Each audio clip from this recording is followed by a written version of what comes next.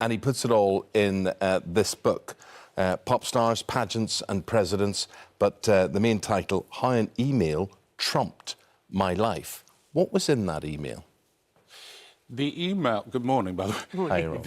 The email was my interpretation of what my Russian pop star client had told me. He'd simply asked me if I could get a meeting between a lawyer who was well-connected in Russia and the Trumps. It seemed simple enough. And did he tell you why he wanted that meeting set up? When I asked, he just kept saying, you don't need to go to the meeting, you don't need to know about the meeting, you just need to get the meeting. And it might sound strange to people, but I've been asked so many bizarre things in my years of working with celebrities and with companies and with rich people with their demands.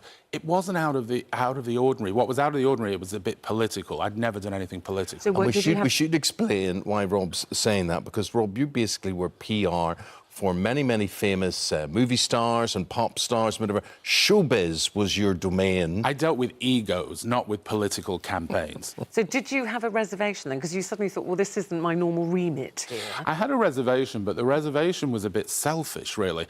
I thought, I know the Trumps a little bit. What if he does get elected president? I'd like to have a favour or two in my back pocket and use it to help my client, use it to potentially help other clients and maybe myself, not for some random attorney that nobody had heard of. Were you planted by the Democrats in order to scupper Donald Trump? It's been said. It's been said I was planted by the Democrats, planted by the Kremlin, planted by Republicans. I find it astonishing, but I understand why people might think that. I was a publicist who sent an email to keep my client happy. And here is the reality. On the back of your book is a quote from the New York Times. And it says, Rob Goldstone might look like a bit player in this story, but he is an avatar of the new power brokers in the age of politics as entertainment. And I think that maybe about sums things up. I met him with my Russian client. We helped broker Miss Universe and take it to Moscow in 2013. And that's when I met him, and I looked after him there. And, you know, he said some things where afterwards he said to me in a lift one day, have you ever seen a better self-promoter than Donald Trump? And I thought right then, oh, you're good. First of all, you speak about yourself in the third person, which is crazy, but a bit fabulous. And when he said he was running for president, I said to anyone who would listen, he'll win, because he has this ability to make you believe he's you, he's with you, he's one of you. But as I said whilst giving evidence, but I think he would then drive over you in his Rolls Royce to get to his solid gold toilet. Yeah. So when did you realise the furore that this email had caused? Because you said you sent off what you thought was just an When the Senate committee said, come and appear before us. You're not wrong. Yeah. It was a little bit before that. I was actually on holiday. I was in Athens, and I was sitting under a plane tree. Doesn't that sound wonderful? Sitting under a plane tree. And my phone rang, and somebody said, hi, I'm somebody from the Washington Post. I said, hello, I'm a publicist. I get calls from all kinds of people. And she said to me, are you the person who set up the meeting between some Russians and Donald Trump Jr.? And I said, yes, why? And there was this silence. And she said, have you read the New York Times? And I said, no, I was on a boat yesterday.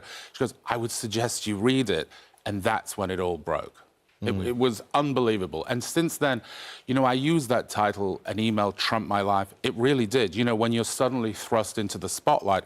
I've been a publicist for many years, but there's nothing as invisible as a publicist. You might be on the red carpet, but no one's looking at you. Now they look. Now they look. And does that worry you that they look? You will have made enemies in the USA. Perhaps maybe more dangerously, you'll have made enemies in Russia. As we know in this country, enemies of Russia often are dealt with very, very severely and disappear. Are you worried about your life in any way? It's an interesting question, and I like to think that of all the people who would know the truth, which is that I was a publicist who sent an email, nothing more, I would like to think that people like the CIA, the KGB, the FSB, as they are in Russia, MI5, they would be the people that would know the truth, which is I sent what we call a puffed-up email to get somebody's attention. But then were you at the meeting that email broke I was at the meeting. So you were at the meeting? I was at the meeting. So what was discussed was at the it meeting? juicy? It wasn't juicy, but why it's so important to the people who are investigating is it's not the content of the meeting anymore. It's the willingness to accept what the Trump campaign thought was being offered. And so they thought there was going to be some major smoking gun delivered on Hillary Clinton and some illegal funding. And what was actually delivered was, it turned out this attorney was a lobbyist for an act, a sanctioned act, which was all about the adoption of Russian children by Americans. And it might seem like you can dismiss that, but it's really important in Russia, not least to Vladimir Putin, who I've seen on TV talk about it. Well, do you know what, my friend? I could see it as a movie. I could see it as a mini-series. Who would you like to play you? That's the thing. I think it should be really reflective of me, my character, how I look. What about Harry Styles? Yes. Justin Bieber. It should be really reflective. It should be of there. It should Realistic. be there. Maybe you could play me. We have the same birthday, I understand. Pop stars, pageants and presidents. How an email trumped Rob Goldstone's life. It's available now. Good meeting you, Rob. Thank you very much Rob. indeed. Thank you.